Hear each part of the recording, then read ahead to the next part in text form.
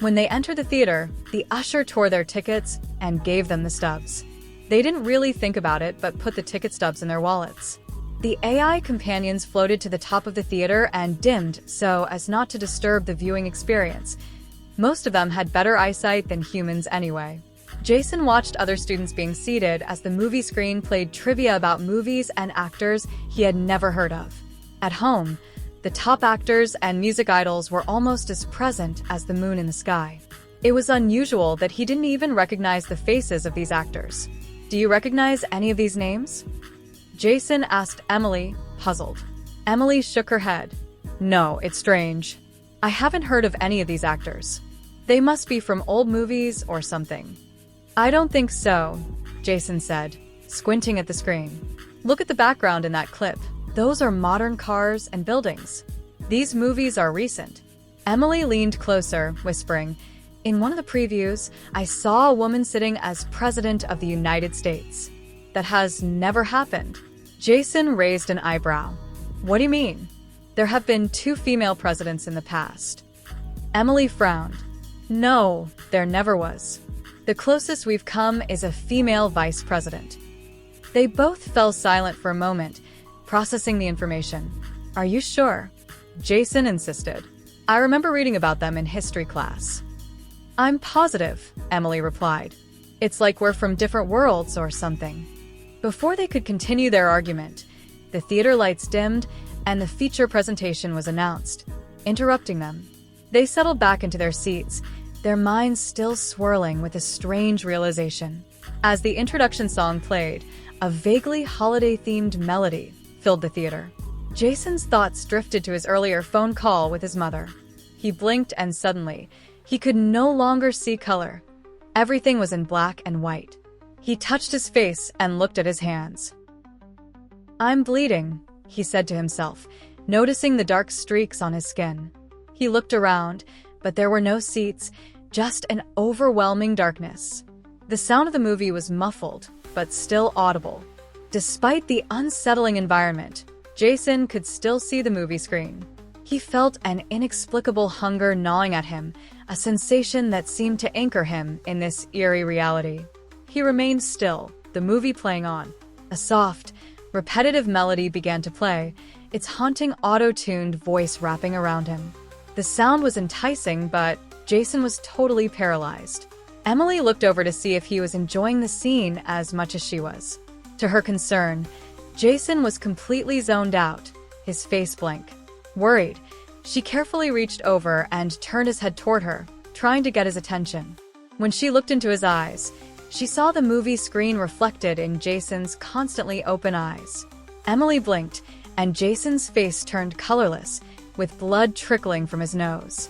Horrified, she recoiled her hand. The movie played in front of her in black and white, the sound barely audible. She stood up in a panic and looked around, finding herself in a void with nothing but Jason and the movie screen. Too frightened to notice at first, a creepy melodic song repeated in various pitches, echoing around her.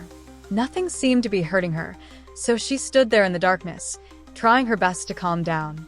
She breathed hard and focused on the movie.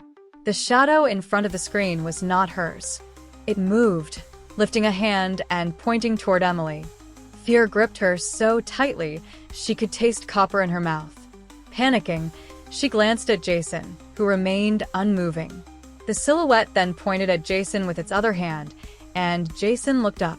From the darkness, a horrible noise emerged, the sound of broken glass constantly shattering in on itself, getting closer. Emily watched as broken glass swirled from the darkness to form a man who appeared to be made of stained glass. It moved toward Jason, the sound of bending, cracking glass causing Emily to cover her ears and look away. Shards of glass flew all over the room, sometimes colliding with each other. There was a flash of light and a loud boom. Before Jason, Professor Silvestri stood with his hands outstretched, somehow shielding Jason. The shards of glass whirled around Professor Silvestri, as if looking for a weakness. "Girl, can you hear me?" Professor Silvestri called urgently to Emily. She made eye contact with him, and he commanded her, "Stand behind me with Jason." Emily shouted over the noise created by the flying shards of glass, which tried to approach only to be repelled by a glance or a wave of Silvestri's hand. "Professor Silvestri, what is all this?" "I'm scared." While still repelling the shards, Professor Silvestri tried to calm her. "What's your name?" he asked. "Emily Vesper." "We had a class together already," she replied, cowering behind him. He tried to remain casual, breaking only to exert some kind of unseen pressure on a particularly large attacking shard. "Oh, yeah. We've actually never met. I'm not really Silvestri. I'm sort of a single-purpose construct. I exist if this situation occurs," he said with a smile. Emily stayed quiet. She was confused. It sounded like Silvestri was saying something out of a sci-fi novel, and that was not her strong suit. He began to instruct her calmly. "Honey, I need you to be brave and do something for me. You need to get up and focus." She listened intently. "I want you to run as fast as you can, and I will be able to stop them all at once," he ordered. "I'm too scared," she screamed. With urgency, he pushed her away and shouted, "Run." In a panic, she scrambled into the darkness, looking back to see the entire swarm surrounding her, about to envelop her. The swarm of glass shards became illuminated and crashed into a single massive pile of thrashing glass. A blue bubble formed around it, silencing the monster. Professor Silvestri helped Emily to her feet. "There, Emily, tell me what you know," he asked. "I don't know anything," she replied, her eyes fixed on the ball of light containing the monster. Silvestri snapped his fingers to get her attention. "Emily, time is very valuable here." He waited for her to nod in confirmation and continued. "You went on a date with a boy, and you had milkshakes." Emily calmed down a little. "It's not a date, and we had smoothies."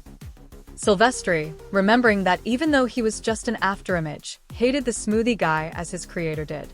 Emily shared her experience, and Silvestri walked Emily over to Jason, who was comatose. Emily was still a little freaked out as the movie continued playing. "His brain is working at, like, I don't know, 3, maybe 4 times speed right now," he pointed to Jason, who looked pale. "So, this isn't your boyfriend?" Silvestri asked. Emily hesitated before answering. "I just met him. I wasn't even thinking about that." I was excited about this school and everything." Silvestri rubbed his chin.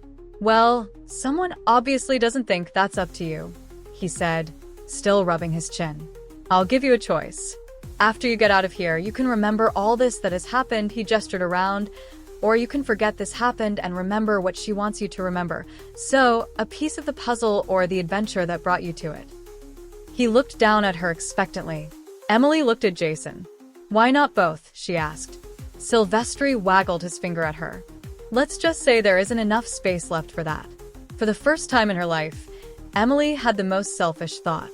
She wanted to remember this fantastic day, even if it was terrifying. She didn't understand any of it. It was more than a dream. She would keep this for herself.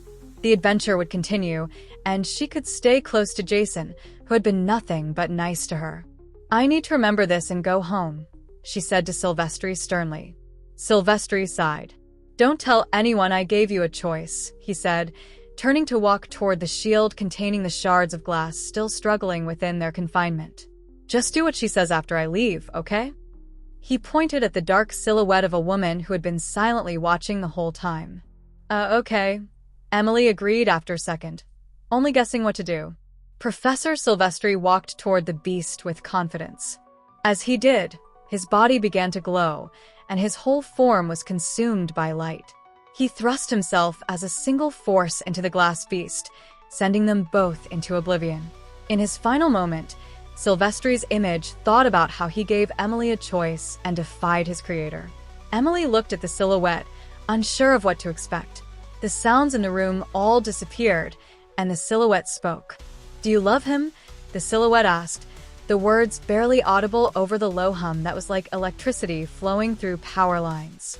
"Yes," Emily lied, her voice trembling. The room went black, and suddenly, Jason and Emily were sitting in the theater, looking into each other's eyes. Jason backed off awkwardly. "How did I miss the movie?" he asked, twisting his head to look at the screen and then back at Emily. Emily remembered everything, but she lied. "You fell asleep, Jason. You haven't eaten anything all day. It's no surprise." Jason didn't question her explanation at all. "Yeah, you're right. I am really hungry," he said, getting up and stretching. Baby, kiss me again.